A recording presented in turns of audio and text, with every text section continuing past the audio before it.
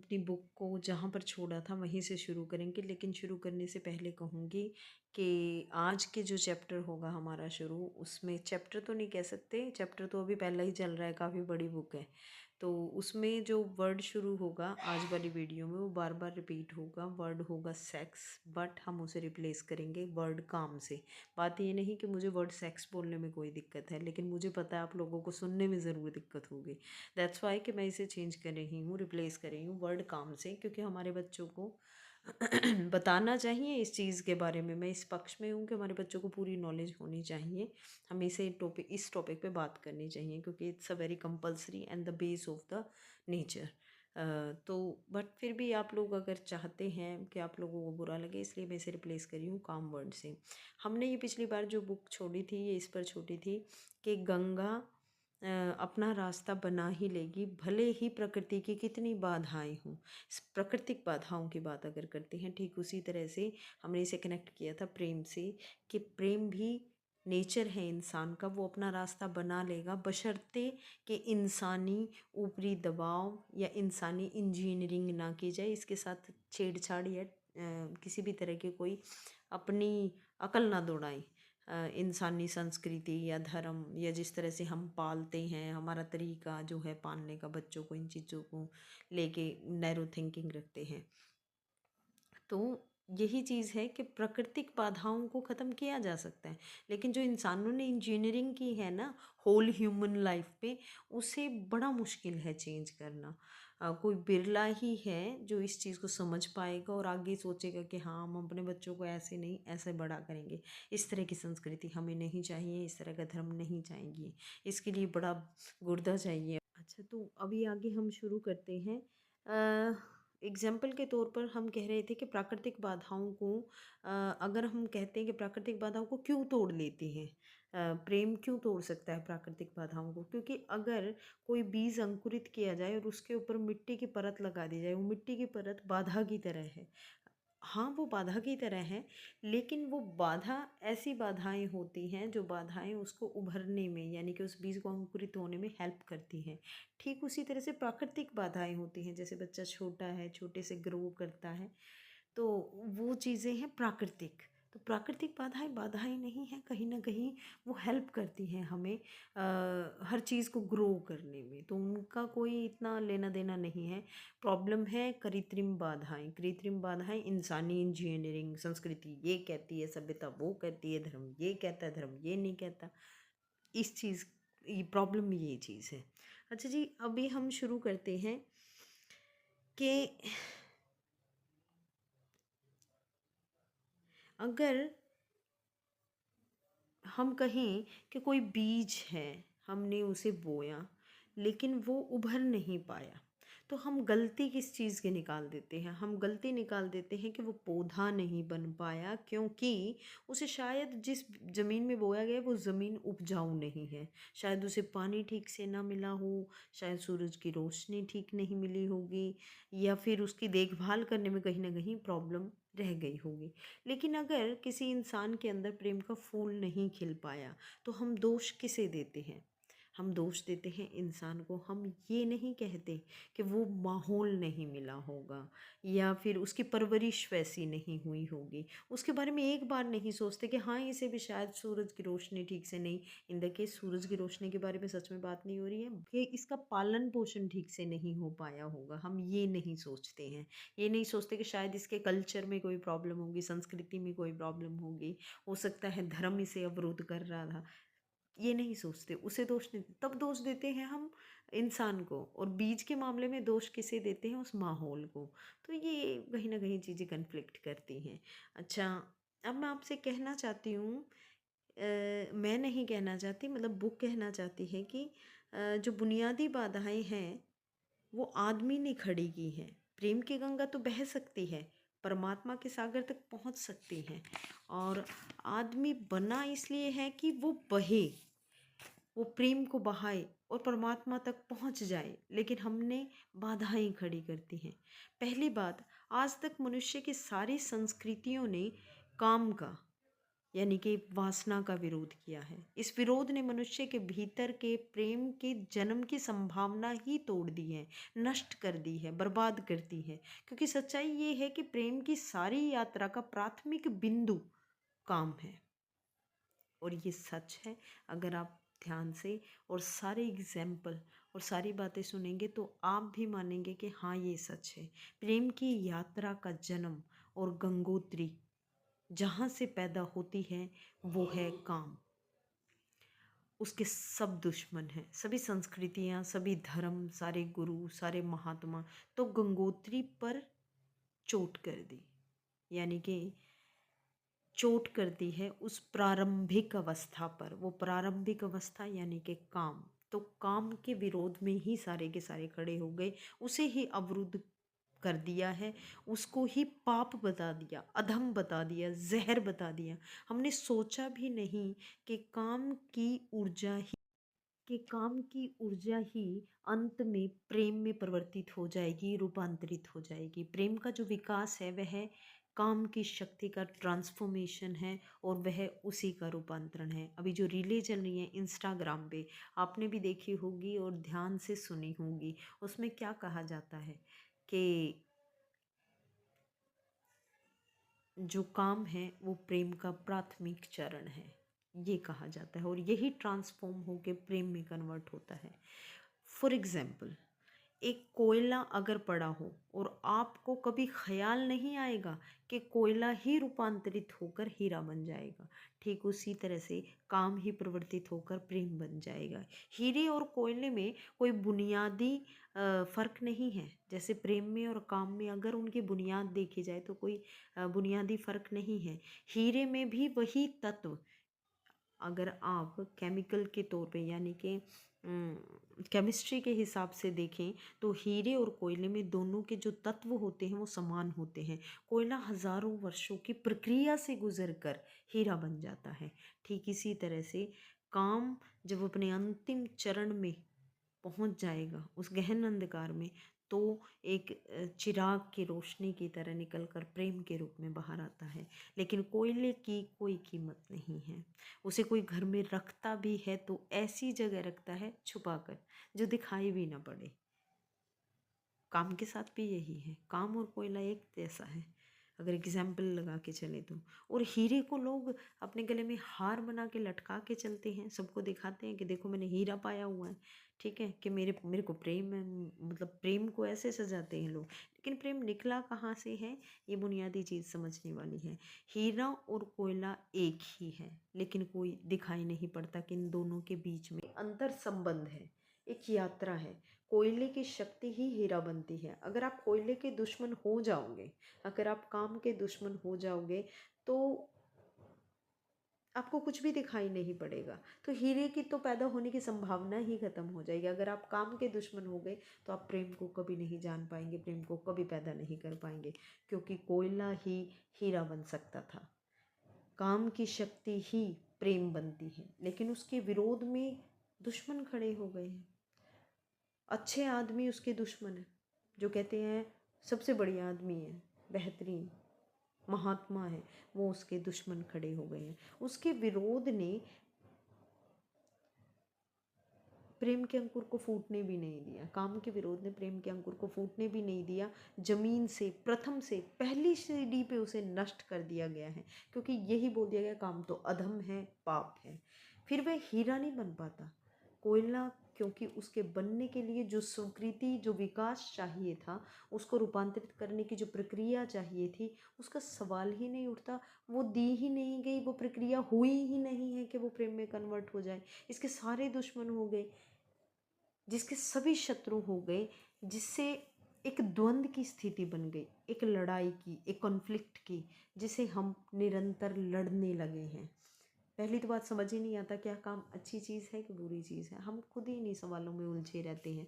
हम निरंतर लड़ने लगे, अपनी ही शक्ति से आदमी को लड़ा दिया। कमाल की बात देखो, ये किस तरह का आचरण है कि काम गलत है।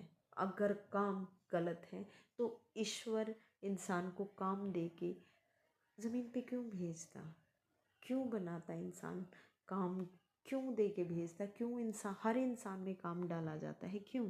अब एक तरफ तो ये कहते हैं किसी भी तरह की कोई द्वंद्व नहीं होना चाहिए, शिक्षाएं दी जाती हैं, कन्फ्लिक्ट छोड़ देना चाहिए, पर कर क्या रहे हैं? बेसिकली इंसान के अंदर एक कुदरती चीज़ जो कुदरत ने दे के भेजी है, उस परमात्मा ने दे के भेजी है, उससे ही लड़ा रहे हैं हमें। हम अपने अंदर की शक्ति से ही विरोध कर रहे हैं। एक ऐसी चीज़ ईश्वर ने काम को हमारे अंदर डाल के भेजा और हम उसका विरोध करते हैं, उसे प्रकट ही नहीं होने देना चाहते, क्योंकि हम कहते हैं ये गलत है। किसने बताया?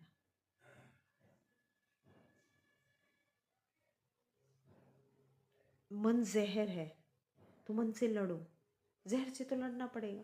सेक्स पाप है तो इससे भी लड़ो, और ऊपर से कहते थे द्वंद्व को छोड़ दो, द्वंद्व नहीं करना चाहिए। किस तरह का कन्फ्लिक्ट है? क्या कॉन्ट्रोडिक्टरी है? किस तरह की स्टेटमेंट्स हैं? किस तरह की चीज़ें हैं? एक तरफ कहते हैं कि कन्फ्लिक्ट नहीं होना चाहिए, अपने आप से कन्फ्लिक्ट मत करो, दूसरों से कन्फ्लिक्ट मत करो। दूसरी तरफ हमारे अंदर एक चीज़ कुदरत ने दे के भेजी है और दूसरी तरफ कहा जाता है इससे कन्फ्लिक्ट करो, इससे द्वंद्व करो, इससे लड़ो। मनुष्य कभी भी काम से मुक्त नहीं हो सकेगा।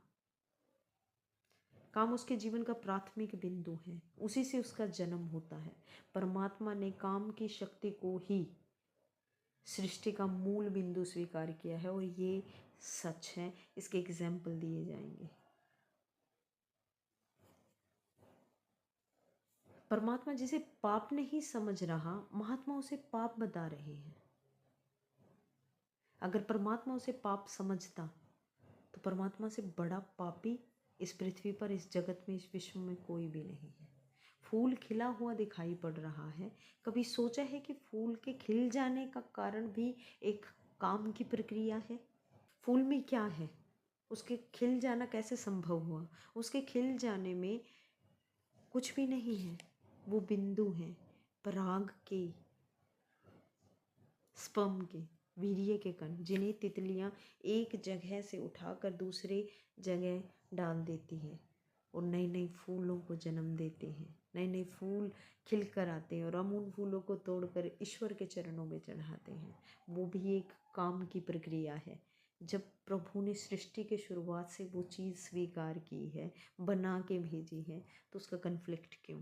एक मोर नाच रहा है और कवि गीत गा रहे हैं, संत भी देखकर प्रसन्न हो रहे हैं, लेकिन उन्हें कभी ख्याल नहीं आया कि नृत्य एक काम की प्रक्रिया है। मोर पुकार रहा है, जब वो नाचता है, वो चहचहाता है, तो वो अपनी प्रेयसी को, अपनी प्रेमिका को बुला रहा होता है।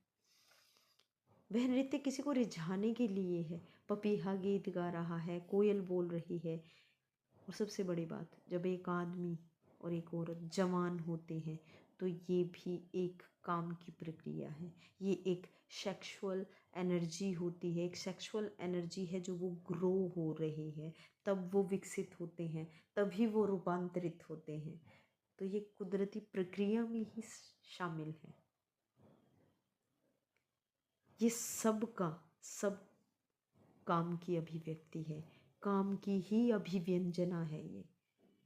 ये वो सेक्सुअल एनर्जी की अभिव्यक्तियाँ की गई हैं। सारा जीवन, सारी अभिव्यक्ति, सारी जो फ्लावरिंग है, वो सब काम की है। और उस काम के खिलाफ संस्कृति और धर्म आदमी के मन में जहर डाल रहे हैं, उसे लड़ाने की कोशिश कर रहे हैं। मौलिक शक्ति से मनुष्य को उलझा दिया है लड़ने के लिए, इसलिए मनुष्य दीनहीन, प्रेम से रिक्त, थोथा और ना कुछ हो गया है। काम से लड़ना नहीं है, काम के साथ मैत्री स्थापित करनी है, काम की धारा को ऊंचाइयों तक लेके जाना है। किसी ऋषि ने किसी नव वर वधु को आशीर्वाद देते हुए कहा था कि तेरे 10 पुत्र पैदा हो, अंततः तेरा पति तेरा 11वां पुत्र हो जाए। वासना रूपांतरित हो तो पत्नी माँ बन सकती है, वासना रूपांतरित हो तो काम प्रेम बन सकता है। लेकिन काम ही प्रेम बनता है, काम की ऊर्जा ही प्रेम की ऊर्जा में विकसित होती है और फलित होती है, आप माने या ना माने। लेकिन हमने मनुष्य को भर दिया है काम के विरोध में। इसका परिणाम ये हुआ कि प्रेम तो पैदा नहीं हो सका, लेकिन वह तो आगे का विकास था। काम की स्वीकृति से आता प्रेम तो विकसित नहीं हुआ। काम के विरोध में खड़े होने के कारण मनुष्य का चित्त ज़्यादा से ज़्यादा और कामुक होता चला गया। कहाँ तो उसे काम के अंतिम चरण पर जाकर उसे छोड़ना था, लेकिन कहाँ वो इसके विरोध के कारण उसमें फंस कर रह गया है, वो उससे निकल ही नहीं पाया। चित्त ज़्यादा से ज़्यादा कामुक और सेक्सुअल होता चला गया। हमारे सारे गीत, हमारी सारी कविताएं, हमारे सारे चित्र, हमारी सारी पेंटिंग्स, हमारे सारे मंदिर, हमारी मूर्तियाँ सब घूम घूम कर सब काम के पास केंद्रित हो गए हैं। क्यों? क्योंकि मन से काम निकाल ही नहीं पाए।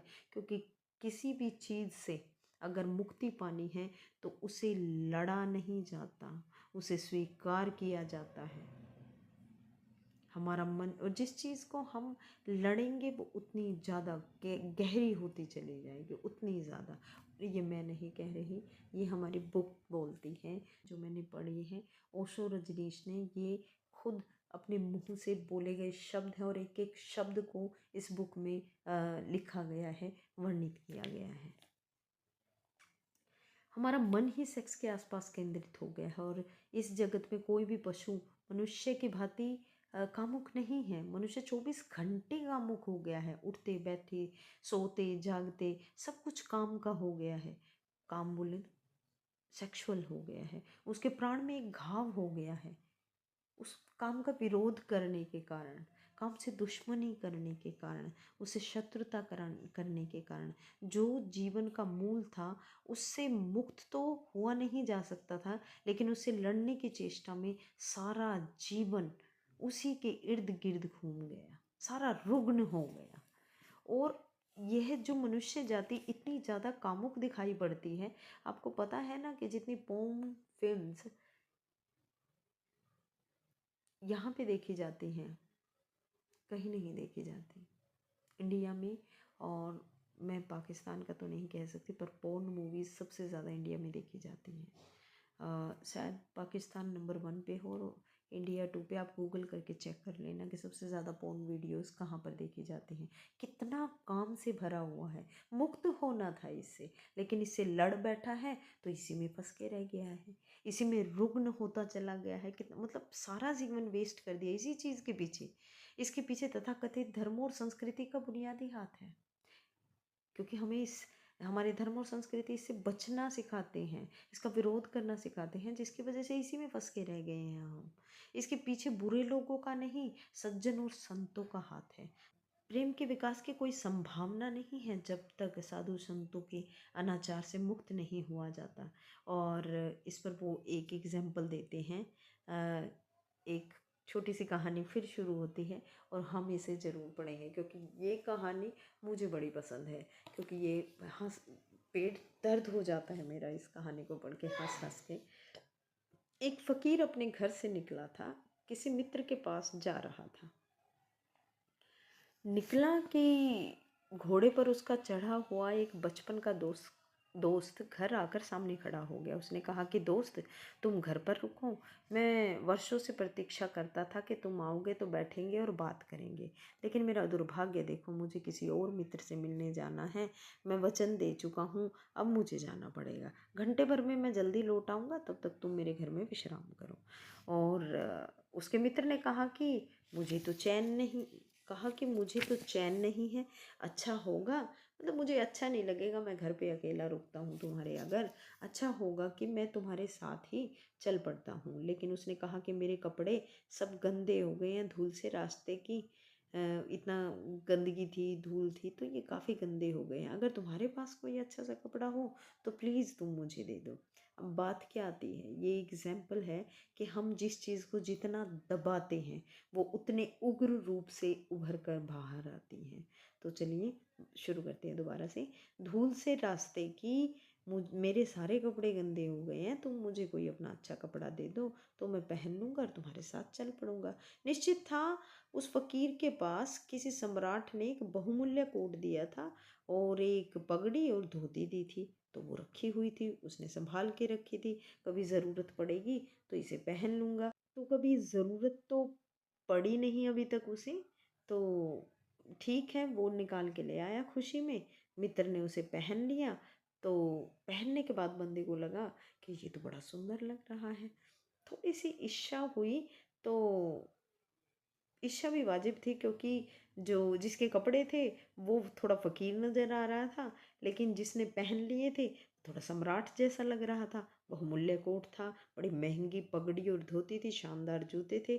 उसके सामने वो थोड़ा-सा मतलब नौकर-चाकर टाइप दिखाई दे रहा था। उसने सोचा कि ये तो बड़ा ख़राब बात हो गई है, मैं बेकार लग रहा हूँ, ये बड़ा अच्छा लग रहा है, जिससे सभी लोगों का ध्यान इस पर जाएगा।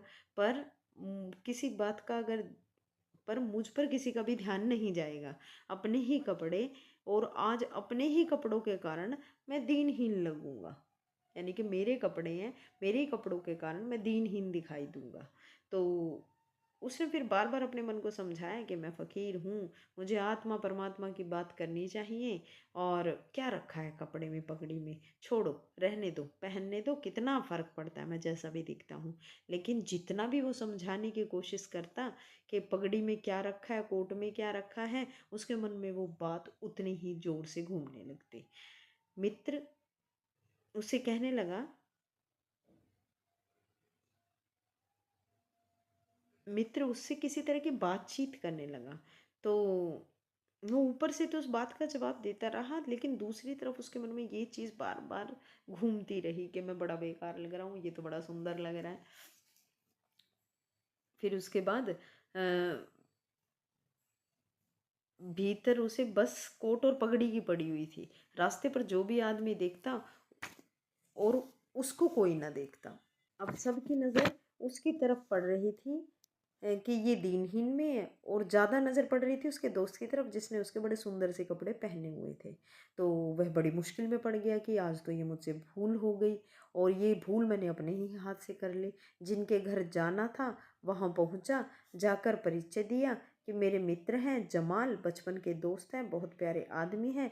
फिर अचानक उसके मुँह से निकल गया कि रह गई कपड़ों की बात, तो कपड़े ये मेरे पहने हुए हैं, क्योंकि वो लोग भी मित्र थे जिनके घर गया था। तो एक second, I am turning my page. वे भी उसके कपड़ों को देख रहे थे, और उसके भीतर चल रहा था कोट पगड़ी इतने सुंदर मेरे हैं, मैं बेकार लग रहा हूँ। तो उसके मुंह से निकलना वाजिब था, क्योंकि उसके दिमाग में लगातार वही चीज़ चल रही थी कि इसने मेरे कपड़े पहने हैं, मैं गंदा लग रहा हूँ और ये सुंदर लग रहा है। तो मित्र भी बड़ा हैरान हुआ, वो लोग भी उसकी तरफ हैरानी से देख रहे थे कि कैसी पागल बात कर रहा है। अब हद की बात है, इंट्रोड्यूस कराना चाहिए तो ये बताना होता है मेरा मित्र है, ये नाम है, वहाँ से आए, यहाँ से, ये कपड़ों के बारे में बात करने की क्या ज़रूरत थी, क्या पागलपन की बात है।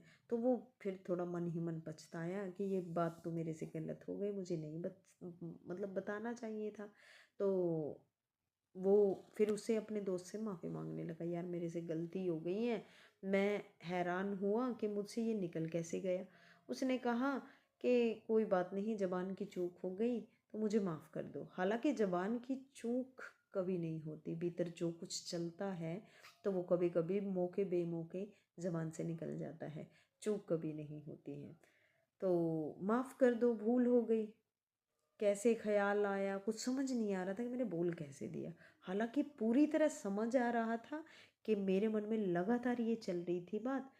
अब दूसरे मित्र के घर गए, तो अब वह तय कर रहा था रास्ते में ही, अब चाहे जो मर्जी हो जाए मैं अपने मुंह से कुछ उल्टा नहीं निकालूंगा, क्योंकि मेरे मुंह से निकल निकल गया, क्योंकि बार बार मेरे मन में चल रही थी। लेकिन अब मैंने तय कर लिया, मैं इसके कपड़ों के बारे में कुछ नहीं कहूँगा कि ये कपड़े मेरे हैं कि नहीं हैं, छोड़ो परे। आखिर बड़ा मतलब अपनी तरफ से बड़ा दृढ़ संकल्प कर लिया उसने। लेकिन मन में फिर भी कपड़े, वो पगड़ी, जूते, वो लगातार उसके चल रहे थे। वैसे दृढ़ संकल्प किया क्यों जाता है? एक आदमी कहता है कि मैं ब्रह्मचर्य का दृढ़ दृढ़ व्रत लेता हूँ, उसका मतलब ये है कि उसके भीतर मतलब वो चीज़ इतनी हैवी है कि उसे उसके लिए संकल्प लेना पड़ रहा है। अगर कोई चीज़ आप पर हैवी ना हो तो आपको संकल्प लेने की, व्रत करने की ज़रूरत क्या है? कोई चीज़ आप पर हैवी है तभी आप कसम खाते हो। यानी कि मैंने कसम खाई है मैं सिगरेट छोड़ दूंगा, यानी कि सिगरेट इतनी हैवी है कि आपको उसके लिए कसम खानी पड़ रही है। अगर आप में मतलब ताकत होती, और अगर वो सिगरेट हैवी ना होती, इतनी हावी ना होती आप पर, तो आपको कसम की क्या ज़रूरत थी और किसी दृढ़ संकल्प की क्या ज़रूरत थी। तो इसका मतलब है कि आपके भीतर कामुकता दृढ़ता से धक्के मार रही है, नहीं तो और क्या कारण है। एक आदमी कहता है कि मैं कसम खाता हूँ कि आज से मैं कम खाना खाऊंगा, उसका क्या मतलब है कि उसे कसम खानी पड़ रही है, ज़्यादा खाने का मन है उसका, इसलिए उसे कसम खानी पड़ रही है। और तब अनिवार्य रूपेण द्वंद्व पैदा होता है जिससे हम लड़ना चाहते हैं, वही हमारी कमजोरी है। तब द्वंद्व पैदा हो जाता है कि ये बात मुझे करनी नहीं है, अब की बार मैं कसम खाता हूँ। ये एक तरह का द्वंद्व है। आप वो करना चाहते हैं लेकिन उसे दबाने के लिए कसम खाते हैं। मैं ज़्यादा खाना चाहता हूँ लेकिन कसम खाता हूँ कि कम खाऊंगा, क्योंकि आप खाना ज़्यादा चाहते हो। तो ये एक तरह का मन के अंदर स्वाभाविक द्वंद्व पैदा हो जाता है। अब दूसरे मित्र के घर बड़े संभल संभल के वो बोल रहा था, लोग उसकी तरफ देख रहे थे, लेकिन हुआ क्या, उल्टा पूरे रास्ते रटता आया, दृढ़ संकल्प करता आया कि अब की बार मैंने कुछ नहीं बोलना। लेकिन उसने स्टार्ट ही कैसे किया, उसे ख्याल आया, कोई उसकी तरफ देख ही नहीं रहा था, उसके दोस्त की तरफ देख रहे थे क्योंकि उसने सुंदर कपड़े पाए थे। तो फिर उसे ख्याल आया कि मेरा कोट, मेरी पगड़ी। उसने कहा कि दृढ़ता से कसम खाई है, इसकी बात नहीं उठानी अब मुझे। मेरा क्या है कपड़ा लत्ता, कपड़े लत्ते किसी किसी के होते हैं भला, ये तो सब संसार है, ये तो सब माया है। लेकिन वह समझ रहा था, ये सब बातें वो अपने मन में समझ रहा था, लेकिन असलियत तो बाहर से भीतर और भीतर से बाहर बार बार आ रही थी। समझाया कि मित्र है, बचपन के दोस्त हैं, बहुत प्यारे आदमी हैं, रह गए कपड़े, कपड़े उन्हीं के हैं, मेरे नहीं हैं। इस तरह से इंट्रोड्यूस कराया। पर घर के लोगों को ख्याल आया कि कपड़े उन्हीं के हैं, मेरे नहीं हैं। भला ये कैसा परिचय हुआ। बाहर निकल कर फिर क्षमा मांगने लगा, यार मित्र मुझसे बहुत बड़ी भूल हो गई, मैं क्या करूं क्या ना करूं, ये क्या हो गया मुझे। आज तक मेरी ज़िंदगी में कपड़ों ने इस तरह से मुझे नहीं पकड़ा, किसी को नहीं पकड़ा, लेकिन अगर तरकीब उपयोग में करे तो कपड़े पकड़ ले सकते हैं। मित्र ने कहा, मैं जाता नहीं तुम्हारे साथ, पर वह हाथ जोड़ने लगा कि नहीं नहीं ऐसा मत करो। मित्र ने कहा कि मैं नहीं जा रहा तुम्हारे साथ, लेकिन फिर वो कहने लगा, अरे यार ऐसा मत करो, जीवन भर के लिए दुख रह जाएगा मेरे मन में कि मैंने क्या दुर्व्यवहार कर दिया। मैं बिल्कुल भगवान की कसम खाकर कहता हूँ कि अब दोबारा से कपड़ों के बाद मैं बिल्कुल नहीं उठाऊंगा। तो अब फिर रास्ते में जब वो जा रहा था, उसके मन में भीतर ही भीतर ये चीज़ चल रही थी कि यार अब की बार तो बिल्कुल नहीं करूँगा। अब मैं मतलब मैंने इतना बुरा हुआ है मुझसे, अब मुझे दोबारा ये बिल्कुल भी रिपीट नहीं करना है। उसने अपने आप को परमात्मा की दुहाई दी और कहा कि अब मुझे ये नहीं करना है। वो बंदा तीसरे घर गया, तीसरे मित्र के घर, अपने आप पर पूरी तरह से अपनी सांसों पे संयम रख के खड़ा हो गया। लेकिन संयमी ज़्यादा खतरनाक होते हैं, क्योंकि संयमी लोगों के अंदर एक ज्वालामुखी फूट रहा होता है। इसी बात को उसे स्मरण रखना पड़ता है कि मुझे ये करना है, ये नहीं करना है।